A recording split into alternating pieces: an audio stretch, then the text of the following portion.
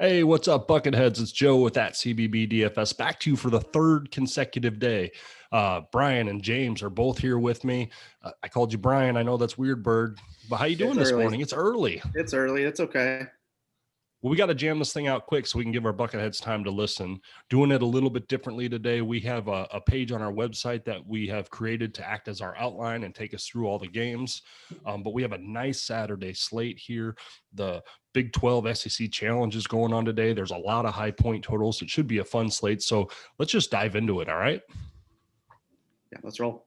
All right. This is a 20K pull-up jumper with 5,000 going to first. The buy-in is $15. But like it shows, you're going to win 5,000 if we take it home. There are 1,568 total entries that are allowed in this tournament. It is a multi-entry tournament, but it does feature 10 games with some pretty significant over-unders. There is one thing I want to call out before we get into the games, and that's RIP to John Chaney. We're kind of on the older side of things. The old Temple coach was a staple in the 80s and 90s and into the early 2000s. My favorite John Chaney moment was when he threatened to kill John Calipari in 94. Thought he was manipulating referees. Now the two reconciled 2 years later and became close friends. But I remember that press conference with him storming in, calling him an Italian son of a bitch. He was an old school guy, that's for sure. And those Temple teams were awesome. That matchup zone was ridiculous. Yeah, Twitter would melt down now if that actually happened today in 2021, right? He would have been gone the next day. He would have been fired the next day. But he ended up coaching 12 more years for the team. But rest in peace, John Chaney, one of the college basketball coaches of our youth. So let's move on from there. Okay, fun slate. Like I said, we got only two in the Don't Go Overboard section. That's Clemson and Duke and Wisconsin and Penn State. In that tread water, that mid-range section, we got Providence, Georgetown, Nova, Seton Hall, Florida State, and Georgia Tech. And then we have 5 games, half of our slate in the dive-in section. These are all over-unders over 147 or more. We'll get into them game by game now. And let's start out. The color coding might look familiar. This is the old accordion style we used to go with on the sites, red to green, showing the fast and the high as far as point totals. But the first one we have here is Clemson Duke. So James, why don't you start us off? Outside of Amir Sims, I'm not sure if there's anything on Clemson you can really consider. Yeah, I think everything's really just a dart for them right now. The only thing I would probably look at is, Duke has really struggled against the 3-ball this year. I think like 38% or something they're giving up. So you could look at a guy like Nick Honor as somebody that you could throw into a GPP lineup for cheap. And Dawes is someone who can get hot too, right? Yep. Awesome. But outside of that, I wouldn't work too hard. Are you looking at Sims at all? He seems to be more like a roller coaster, a 30 or a 10 or a 30 or a 10. This seems like a good game for him, though. Could be a good game, but on a 10-game slate like this, there's probably better options at that price point. No, I agree with that. Let's go down to Duke. Jalen Johnson, we talked about roller coasters. He had 67 and then an egg and came back with 30 something. Now he's at 8,000. Overheard again, which is interesting. What do you see on Duke? I'm not crazy about Jalen Johnson, to be perfectly honest. I think the price point is just a little bit too high for him right now. But he's got a massive ceiling. So you can throw him into a GPP lineup, see what happens. But a little bit safer plays, I think, in this one are Matthew Hurt, DJ Stewart. Kind of the same story as I just mentioned with Duke. Clemson also really struggling against the 3. Those two guys, DJ Stewart can get absolutely cooking. And obviously Matthew Hurt's been doing it all year. So I think as far as the kind of the higher price guys, those are 2 guys I would look at. The only way I would caution you about Hurt, and Bird, let me know your thoughts on this, because he doesn't do any blocks or any steals. He scores and he rebounds, but I mean, there's not a lot of ancillary production outside of that. Yeah, it hurts his upside for sure. Oh, we're doing that already this morning. What's that? You said hurts.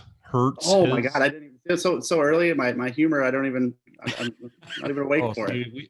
We thought you were being punny right out of the gate. No, I'm not. I'm half asleep. But it hurts his upside. And also, it's a good thing to keep in mind with like prize picks, where you get those 3 points for a steal or 3 points for a block.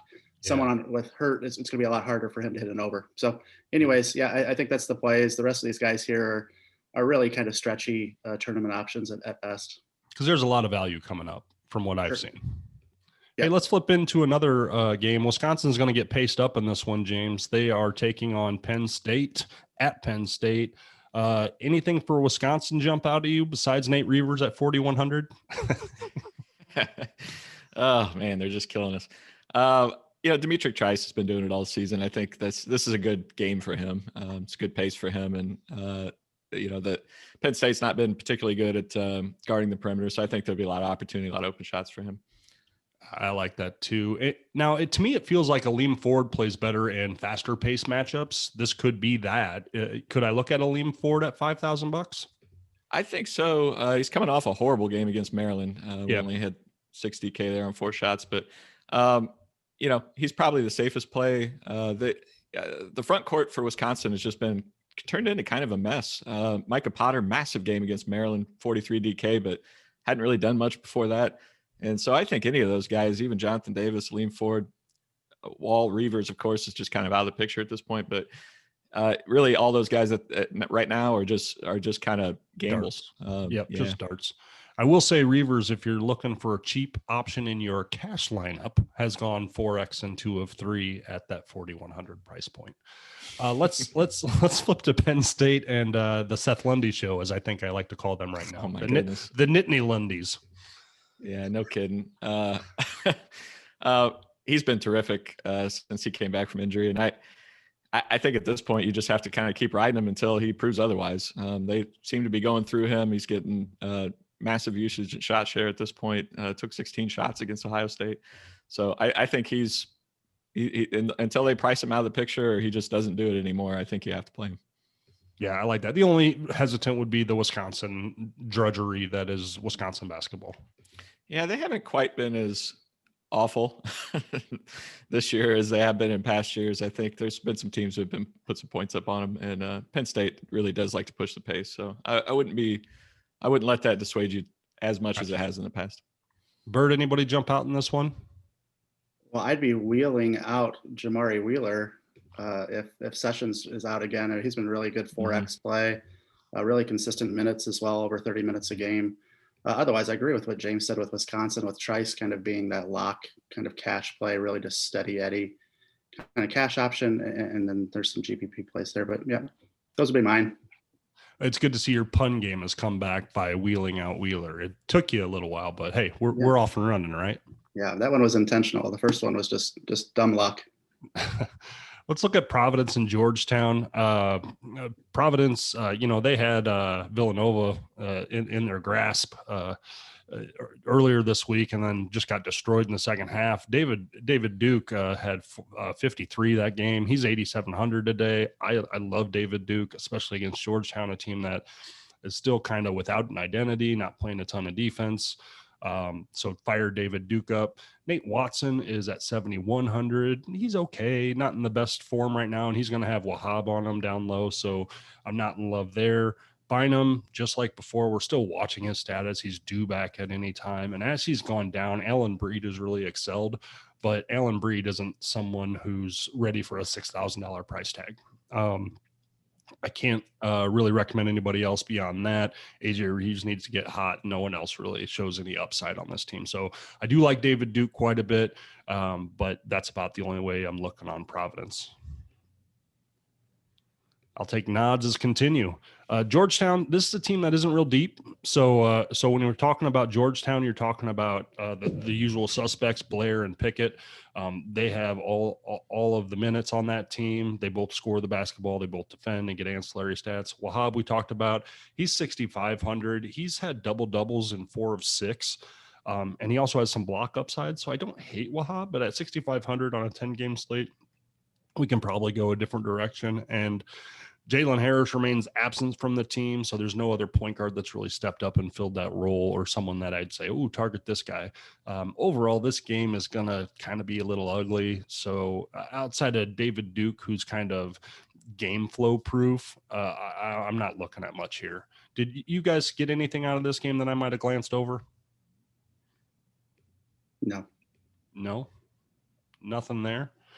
Let's get to Villanova, who we just talked about. They just came back off of COVID. And actually the Seton Hall was the first team they played since that extended break where they had those issues within the program. They beat Seton Hall 76-74, then came back and had that game against Providence and were really looked terrible. But then in the second half, they started looking like Villanova again. And that's really what we wanted to see. It took them about a game and a half. And now they're 5.5-point favorites as they go to Seton Hall for that rematch. In that game on the 19th, Robinson Earl didn't do a ton, but I like him today. He's due for a get-right smash game, and he's definitely capable of that. Justin Moore is a fantastic player, but I think there's better options around 7,100. Gillespie is priced down. Samuels is priced up for some of the regular names that we know. Probably can't make a recommendation either way. Anything on Villanova stand out, James or Bird?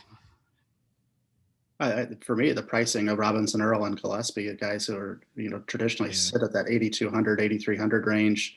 I think you're getting a really nice discount, and it's not like Seton Hall's a world beater on defense. Not anymore. No, not without Quincy McKnight and Romero Gill. They've really taken a step back. I think this is a game where they're going to try to put Big Ike on Robinson Earl, and he's going to eat his lunch. You can understand the rust is finally getting kicked off for this team that is a national title contender when they're right. So this could be a game where they really flex and show what they're made of, which sucks because I love Seton Hall. We all know that. Seton Hall, you're talking about Mamu, you're talking about Roden. Miles Cale had 30 DK last game. So he's back up to 5,500. Again, we like him closer to 5. I think Mamu's fine. I think Roden's got to be knocking down his shots, but he's fine as well at their price points. I'm probably not going too crazy on Seton Hall because I do think Villanova has the edge here. What I do like for the Hall, though, is Bryce Aiken. He's down there at 3,900. He had 28.5 DK yesterday. He looks to be healthy, and this is a team that desperately needs some perimeter scoring threat. So give me Bryce Aiken and his ability to shoot and score the basketball and create for his teammates at 3,900. If he gets minutes, he's going to produce. And I think that's a good way for you to get value, get exposure to a decent game and get some points. Yeah, Mamu had 42 DK a couple weeks ago against Nova, even despite having 7 turnovers. So at home, I think he's always in play, and that price is down a little bit, and we're Mamu marks too. So awesome, James. We're coming back to you whether you like it or not. Florida State, Georgia Tech. Hey. First thing that stood out to me in Florida State was Gray has had a nice little stretch here. Yeah, Gray's been pretty good here lately. I think he's I don't know if Barnes has sort of hit the freshman kind of lull here, but Gray's been the one that's kind of picked up the scoring pace here lately. And I think he's probably fine for this game. Actually, the person I tend to like the most here is Balsa, actually. He's had a couple nice games, more of a GPP play. He's a little bit unpredictable, but Georgia Tech's really struggled against the big men all season long. They don't have Banks anymore, who was kind of that anchor in the middle defensively. And so I think, for a little bit cheaper play, he's a guy I like. Awesome. So yeah, Barnes, I looked at his game logs. The minutes just really aren't there. And it looks a little bit like MJ Walker's regressing back to kind of that older form. He can't be trusted. Can't be trusted. Can't be trusted. Like Bird with your girl. Oh, that's right. Oh, boy. Let's flip over to Georgia Tech. Jose Alvarado's got 40 burgers and 4 of 6, and Moses Wright is always capable of smashing a slate. What else we got on Georgia Tech? I think the big guys, right? I mean, Wright, Alvarado, DeVoe. I think those guys are playable really any night. Florida State is pretty good defensively. They got a lot of length. They're a really good team. So, they might be just maybe a touch overpriced. And maybe that makes DeVoe a little bit more enticing than he normally would be, who hasn't been great lately. So he's priced down quite a bit, but you might take a chance on him to see if he can bounce back. But otherwise, I think those guys are probably a little bit better cash options. Yeah, I noted here that DeVoe would be an interesting GPP play. He feels due, and he's got a pedigree and a history of going off at times. Yeah, DeVoe had 21 real points against Florida State earlier this year. So yeah. All right, let's get to a SEC Big 12 challenge game in Florida and West Virginia. And Bert, it looks like the Big 12 is hosting all these games. Do they flip that every year? Is that how they operate? Yeah, I don't know if it happens that these games are Because of the all pandemic or home whatever. games. Yeah, I haven't looked at the full schedule. Okay. But today we got Florida and West Virginia. This one's got a total of 147. Florida's playing faster this year as promised, and West Virginia's not adverse to playing with pace if they need to. Now, this game is going to be loaded with athletes, and one of my favorite athletes in this game is Scottie Lewis. He returned last game for Florida, got 28 minutes, played 5X, so I have no hesitation on firing him up at 4,900. Castleton's been a little soft inside lately with the lack of rebounding production. Even Payne is not Payne, but Drugi's been kind of phased out of the rotation a little bit, giving a bump to Omar Payne at 3,800. He's getting close to 28 minutes a game. But really, Lewis is my target here. And Appleby's been in great form, but a lot of that has been due to no Lewis. Mann's always pretty safe because of his usage and his shot share. But outside of Lewis and maybe a dart on Payne, I'm not liking too much from the Florida side. Bird, what about the West Virginia side of this? Yeah, McBride's priced up, but he's kind of earned it. He's got double-digit shots in his last 9 games, 6th highest offensive rating in the Big 12. And I think generally the Big 12 defenses are probably a little bit stiffer than what they'll see the SEC today. So I think that's fair. But overall, his price is up to 8K, so that's a little bit higher than he's normally been. Probably makes him more of a 4X option. Derek Culver's been really hard to figure out. His minutes since Sheboy left the team, 22, 36, 35, 21, 18. So they're all over the place. He's got double-double upside. And Florida's 292nd at allowing offensive rebounds, which profiles well for Culver. But again, those minutes are definitely make him a tournament play only. Outside of that, Taz Sherman probably plays the most minutes, but is very scoring dependent. And then after that, it's just a complete circus of rotation players between McCabe and Smith or Matthews and Bridges. It's just a mess. Maybe Bridges you could take a flyer on, but it's sketchy. McCabe's been pretty good, I think, since he started starting. 23 minutes, 24 minutes. Yeah. Looking pretty good. So I think he's had 5X, 4X. I think he's a guy you could probably look at. Yeah, and we've seen that from him in the past, right? We've done this before where he came in and he's played those steady minutes that they kind of need at that point guard position because they've got so much volatility around them. Awesome. Let's keep it going, guys. LSU and Texas Tech. And this is a string of a couple of those games where you're getting big-time SEC offenses going against some big-time Big 12 defenses. It's going to be interesting to see how some of these games play out. Now, LSU, Trendon Wofford and Cam Thomas, I think are both in play, but temper expectations. Cam Thomas, though, can break a slate whenever he's on the court. He's got a 31% minutes and usage rate. Those are incredible for a freshman. He's going to let it fly. No defense is going to try to deter him from shooting. It's just whether or not they're going in. Watford does so much ancillary production with his rebounding and his assisting. I think he should be okay for value. But LSU would have to dominate this game for him to smash the slate, and I just don't know if that's going to happen. Darius Days is priced way down at 6,100. He's had a string of bad games. I'll ask Bird about Texas's interior defense, Texas Tech's interior defense, to see if he becomes relevant to me. But right now I'm staying off. And Smart will have a ton of usage, have the ball in his hands a lot, and be setting up that offense as best as he can for LSU. But really, I'm leaning more GPP on the LSU guys, hoping you get the right one that's going to keep this team in this game, because if they play bad, Texas Tech could very easily run away with this. And Bird, first, let me ask you the question about the interior defense so we can put a bow on Days.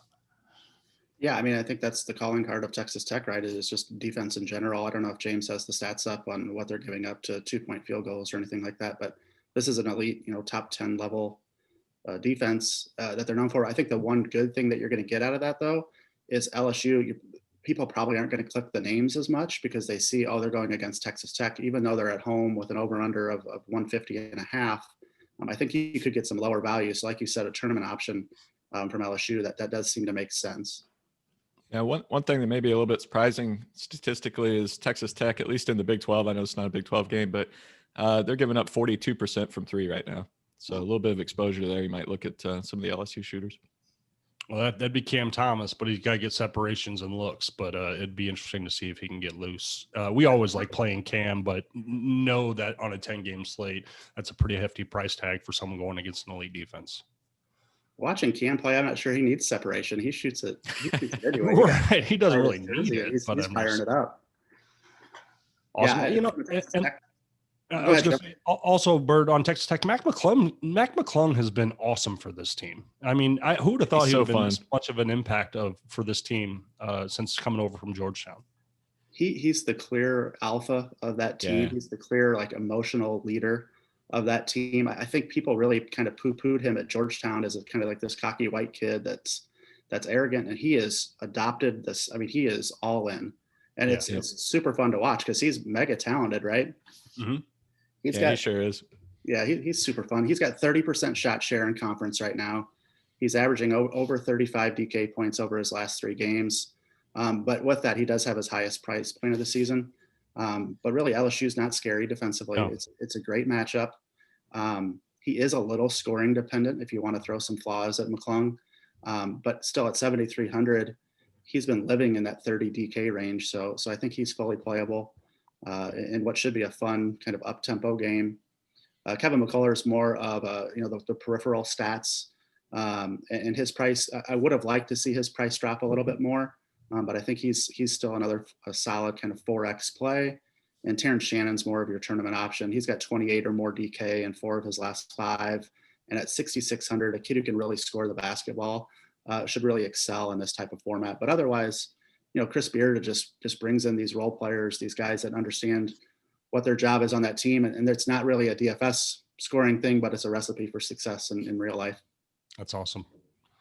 Let's keep it moving, guys. Arkansas and Oklahoma State. This is a fun game, and we got a lot of value in this one too. So I want to start with the Arkansas side of things. One of my favorite Arkansas players is Jayden Note. He was in a little bit of a 3-game funk, snapped out of it yesterday. Our last game. What's fortunate for us as DFS players is his price plummeted after this 3-game funk. So you can get him at 4,900. He's going to play solid minutes, and he's going to get up a ton of shots. And Oklahoma State, unlike some of the other Big 12 teams that we're going to talk about, isn't a renowned defensive team. So this game should be pretty quick up and down. The over-under here is 152. The game should be tight. I think Oklahoma State's only a 3-point favorite. So really like the Arkansas side of this one. Moses Moody's a fantastic player, has come crashing down to 6,700, but this could be a get right spot for him. He's going to rebound. He's going to score the basketball. He's due for a big one. Jalen Tate's their point guard. Typically I don't advocate for Tate, especially not at 7,400, but he's an excellent basketball player, just not a big DFS target. James, one of your Big Ten boys, Justin Smith, has been pretty steady. He's a good cash option. And then it's important to note that Desi Sills is still only 4,300. He's a glue guy for that team who can ancillary stat his way up to a 4 or 5X at 4,300. And then Connor Vanover, our guy, he played 28 minutes last game, I think. I'm not sure of OK State's pace. Really, when they play a super fast team, he's just not a factor. You can't play it. But I think this could be a spot where Connor Vanover gets around 20 minutes, and when he gets minutes, he gets points. So that's what I see on the Arkansas side of things. Bird, OK State, are they going to run him out of the gym, or do you think Vanover gets some minutes? Yeah, Oklahoma State's top 70 tempo in the nation. However, they have those twins down low that are kind of bigger, kind of more plotting type of big men. Mm-hmm. So I don't hate, I think it's an okay spot. It's certainly not as bad as the LSU or Alabama type of matchups that they would see. So I think he's in play. What about Cade Cunningham's status? That's really the one we want to know. Yeah, it looks like he's playing. It looks like he's going to play. Yeah, it's just a matter of how many minutes he's going to get. Is he going to? If you see him in the starting lineup, I think you feel a hell of a lot better. If he comes off the bench, which they talked a little bit about, then maybe there's a little bit pause for concern. But if he plays 30 minutes, it's just a complete smash button situation at 8,300. It's truly just, is he going to get enough minutes? So I would keep your eyes peeled to Twitter. see if we can get that game's on ESPN2, so there should be plenty of coverage on that as well. So I would keep an eye out for that. Evidently, Cade Cunningham and Moses Moody were roommates. FYI, Oh, wow. I didn't realize that, but that's kind of fun. Pretty good talent in that room. I'd play them both then. Yeah. If Cade's a full go, put them both in your lineup, have some fun, because they can get into a game of one-upsmanship. And with those two talented freshmen, that could get fun. Yeah, roommate narrative. I like it. You got to like a good narrative. Anybody else on Oklahoma State stand out? Yeah, Likely really didn't step up much with Cade out. And he's just not a high usage guy. I think at 7,200, he's still more of that 4X player, which is great, which is fine, especially in a nice over-under game. Matthew Alexander Moncrief is priced up 1,700. Played a lot with Cade Cunningham out. Super gifted, freshman, NBA bloodlines in his family. But I'd like to see what he does with Cade Cunningham in the lineup before I want to pay $6,000 for him. And then we talked about Kayla Boone. He really stepped up well with Cade out as well. And at 5,100, I think he's in play. Just remember that that's the Kayla Boone who also will foul. I mean, he could have 2 fouls during the tip. He will hatch your brains out. So that does make him a little risky, but he has played better lately. And then it's just a carousel between Anderson, Williams, and Rondell Walker. If I had to rank them, I'd probably go Walker, Anderson, and Williams in terms of guards. They're all kind of right around the same price point. Awesome. Quick note on Justin Smith, questionable tag on him today. Not sure why, but something to keep an eye on.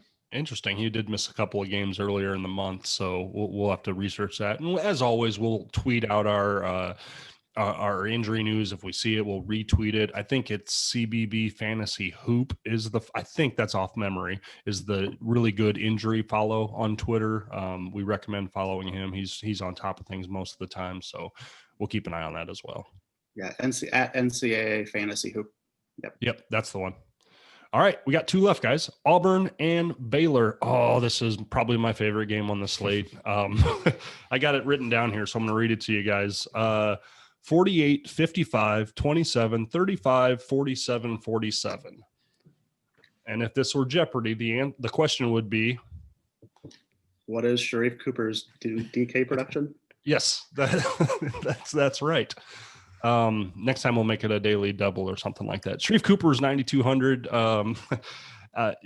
This guy's awesome, and I do have a crush on him if you haven't picked that up yet. But this is Baylor, so this is going to be the first time I think where Sharif Cooper has been on a slate, and I've hesitated before potentially playing him because Baylor is elite defensively.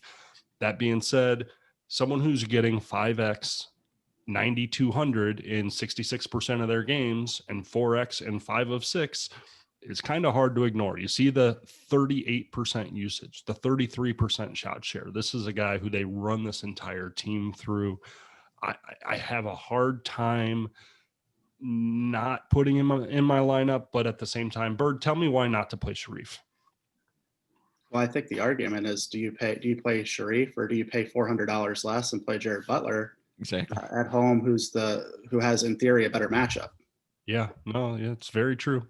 That Baylor perimeter defense it's the best in college basketball. Easily might be one of the best in years, really. So I don't know. They've crushed everybody they've played. I don't know. I wouldn't pay that for Sharif Cooper. Yeah, to James's point, Davion Mitchell is probably considered the best on-ball defender in college basketball this season. Yeah. Right. So the over-under here is 154, and I double-checked it again. Baylor is a 15-point favorite in this game, too. So Vegas thinks Baylor's going to steamroll. And this, honestly, as a college basketball fan, this is a game where Baylor has to say, we are the number 2 team in the nation. We are just as good as Gonzaga, because if they come out slow at all, Auburn's going to hang with them all game and could even make it interesting at the end. Bird, do you think Baylor makes that statement today? Yeah, I was gonna ask James that. Baylor is a 15-point favorite. Did I read that right? 15 points against an Auburn team who's played a hell of a lot better lately. James, that's a huge number. It's a pretty big number. I don't know. I mean, they beat Kansas by 8. Is Auburn on the same caliber as Kansas? I don't know. They've whipped a lot of teams this year. So, right. I watched them play Illinois early on. Obviously, they beat Illinois pretty good. I don't know, guys. I mean, they're really, really good. To me, Baylor and obviously Gonzaga are the two clear best teams in the nation, and it's really everybody else after them. So I don't know that I would take the 15 points, but I mean, it certainly wouldn't surprise me. All right, let's get to the DFS perspective here. On the Auburn side of things, Flanagan had a big one a couple games ago. I think he's okay. Nice to see his price finally coming back down to a more playable number. Justin Powell remains out. I doubt he's likely to magically appear and play in this one, but man, they could use him. JT Thor and Jalen Williams are kind of that interchangeable piece down low. Pick your poison there. Devin Cambridge is a shooter that can get hot at 4,500. And I do want to call out Jamal Johnson all the way down there at 4,100. This is a guy who was taking 10, 12 threes a game earlier in the season. Now he's been a little out of form, 3 of 15 from 3 in his last 3 games, but in a game where they're going to need scoring from whoever has the looks and whoever's knocking down shots at 4,100, that's a nice GPP dart to have for someone who could go out and get 5X if he gets hot from deep. On the Baylor side of things, Bird, you talked about paying 400 less for Butler. Strengthen that case. I mean, he's their heart and soul, right? He's their heart and soul, and he's on a complete heater right now. So they just played Kansas State at home. Hopefully no one got arrested because that was a complete crime scene. 107-59 beat down of Kansas State. So obviously they're arrested. They didn't have to play a whole lot of minutes that game. This is going to be a pace-up game for Baylor. I think the one cause for concern, Auburn's holding teams to 30% from 3. And obviously Baylor is very guard-oriented. So if you want to pick at some scabs there, that's maybe something, but Butler's awesome. I think he's fully in play in all formats. Davion Mitchell, I think, is priced up too high at 7,200. He snapped out last game, though. Oh, he went nuts. Yeah, he went bananas last game. But I just don't you think he's just going to be really focused on that defensive assignment against Sharif Cooper? More than likely. Could limit his upside, and I think he got priced up because of that performance last game as well. Maceo Teague also played really well last game, but that was really the first time he's done anything outside of scoring the basketball. He's traditionally very scoring dependent at 6,500. Who I really like, and James, I'll let you weigh in here, but Mark Vidal at 5,200. Minutes are way up, production is way up. A guy we've played a lot in the past. It almost feels like one of those NBA veteran type of things where they gave him some load management early in the season. Really playing a lot of minutes lately. James, what do you think at 5,200? As a guy down low against an Auburn team that can get sloppy, can give up some steals, can get shots blocked. Yeah, absolutely. I like him. Rebound upside there for sure. And he's been shooting the ball really, really well. Went 8 for 9 against Oklahoma State, 4 for 6 against Kansas State. So I think he's definitely somebody you can plug in, certainly in a cash lineup for sure. Yeah, so I like that at 5,200. And then Joe, I'll bring it back to you, but JTT at 4,500, a guy who's long, who's athletic. That type of profile, does look good against an Auburn team that's springy, bouncy kind of forwards. I could see JTT playing a little bit more as well. And he's a team that's susceptible to giving up offensive rebounds as well. They're really good at getting them on their end, but they also give them up by the hundreds. And a lot of that's because of the forcing a lot of threes and holding them to high percentages, long rebounds. A lot of those get gobbled up. What about Flagler? I've had success with him, it feels like, all year. He's all the way down there at 4,000. Didn't play so well last game, but he's a guy in this game where Auburn is going to pace things up and want to go. Maybe he can go. Yeah, only 4,000. He's gone 5X, 2X, 5X, 2X. So kind of it's your 5X classic time. Yeah, so this would be 5X time, but it is, he's an excellent shooter. Auburn does hold teams down from 3, but he is a kid who can shoot the ball and make a lot of baskets. All right, let's get to our last game of the night, guys. This is my Nate Oates squad, Alabama, playing the surprise. Can I call them the surprise Oklahoma Sooners? Yeah, playing really well lately. Without Brady Manick, that's for sure. Oh my gosh. We'll talk about that in a minute. I want to talk about Alabama. Herb Jones coming off back-to-back 40 burgers at 7,600. He's very much in play in this one. Really what's fueled his 40 burgers the last 2 games is his assist production. Now, he's always been a pretty good point forward passer, but the assists have been kind of down this year. These last couple games, he's had 7 and 8 assists. And when a guy who's pulling down naturally 6 rebounds and scoring naturally 13 to 15 points a game, now starting to distribute a little bit more, even raises his upside a little bit more. John Petty and Jayden Shackleford, awesome players, both of them averaging around 14 a game. I like Petty, especially in big games or weekend games. He's just someone who likes the bright lights and can get real hot. Shackleford's very consistent, but been more of a cash option, hasn't smashed as much this year. After that, Bruner remains out at 5,700. Primo's been getting steady minutes as they rotate around the wing positions. Alex Reeves has really been the one to step in for Bruner at the 5, but he hasn't done much with the opportunity. Still, for a cheap price point of 4,100, you're going to get 20 minutes of a veteran presence who's been in Nate Oates' system for a couple of years. So maybe there's some upside there with Reeves. And then the last anomaly here is Jayvon Quinterli's all the way down to 4,900. Minutes for him have come down again. This is a guy who's been in and out of Nate Oates' doghouse. There's been effort issues. Normally he's responded to being called out, but he hasn't been called out recently. It's just really on the floor. They're keeping his time down, but he's super talented. And at 4,900, he's someone who could be live in GPP formats as well, because we've seen him have 36 DK in a game. That's not out of his skill set. So that kind of caps my Alabama recap. Anything I'm missing there, guys? No, I think that was good. Awesome. Well, let's get to the Austin Reeves, Davion Harmon, Oklahoma Sooners. Yeah, and I'll read off a stat here, and then James, maybe see if anything pops out from a KenPom page perspective. So the good news for Oklahoma, they won 4 straight games. Bad news, per KenPom, in 3 of Alabama's last 4 games, they've held their opponent to their lowest offensive rating of the season. So we think about Alabama and how good they are, how paced up, how they shoot a bunch of threes, but they've been really, really good defensively lately, which is a little scary for Oklahoma. Yeah, they're the best defensive team in the SEC by far, and they're one of the best in terms of efficiency. They're the 8th best team in the nation. So it's not something maybe it's on the front of their minds, but they're really, really good defensively. I think you have to weigh that when you're looking at Oklahoma. You sent me that stat, Bird, and I was just stunned when I saw it. As someone who's been watching Alabama closely, I know they've played well, but I didn't really reflect on that defensive side of the ball. And it is why they're where they're at right now, why they're a top 10 team in the country, because that defense is starting to catch up to that offense. I don't think it'll ever surpass it, but it's a nice feather in their cap for sure.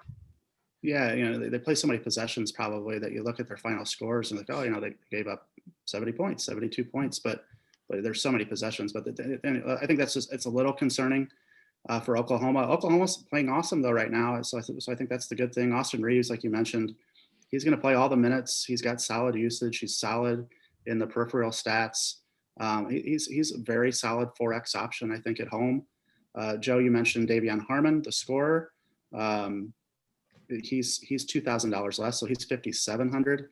He's got that increased scoring role. He's always had a high floor, and now that he's really putting the ball in the basket, I think he's a really solid play. His price hasn't changed much either, despite his really good production lately. So I do like him at 5,700. Hey, Bird. Tell me a little bit about Emoji Gibson, because when I was looking at game logs, he really popped for me. Yeah, so he's a transfer from North Texas, was a very good player. Only 4,400. So like you mentioned, he's scoring dependent, but he's seeing a lot of minutes lately. And with the highest over-under on the slate, he might be a nice cheap way to get some exposure to this game. The only other guy I'll mention is Elijah Harkless. He's been around 5X his last 3 games. I would probably prefer to just pay $100 more for Davion Harmon, but Elijah Harkless is a guy you'll probably get for 0 ownership as well. But to your point, Joe, Mo Gibson at 4,400, I think he is a good punt play. So you're not even going to mention Brady Manick? Manick, smash button. He doesn't play anymore. Do it. He had 8 minutes last game. If you're looking for like a Larry Bird clone in a lookalike contest, I think you got to play him. Yeah, that one you can smash. Unplayable in DFS is he just going to disappear from the roster? What's happening there? He played 8 minutes last game, James. That is ridiculous. Unbelievable, isn't it? Yeah.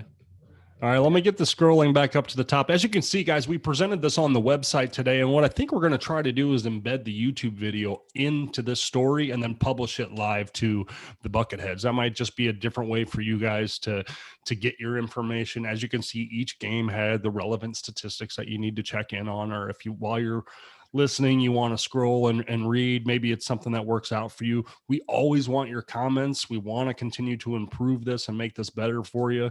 So let us know what you thought of the video pod. For those listening only, this was unedited. We're ripping the audio file for the podcast from this YouTube video, so it should be there could be some hiccups in there, but hey, we're not perfect. We are at making DFS lineups, but not in life. Oh, we're not perfect at making the DFS lineups. We're perfect at talking about them. Right. Roster construction. We'll give you 30 names, and that winning 8 will be in there, but picking them that's on you guys. Yeah, don't ask us for roster construction help. My Lord, it's been a train wreck. All right. Well, good work on this. We got it out early in the morning, but hey, I'm glad everyone's waking up with us. We're waking up with you. And James, do you want to take us home? Yeah. Come on out to our website, www.cbb-dfs.com, or follow us on Twitter at CBB_DFS. Subscribe, like, check our pods out, check our YouTube stuff out. We're all over the place. We love being here. Love supporting you guys. Take care, Bucketheads. We'll see you next time. All right.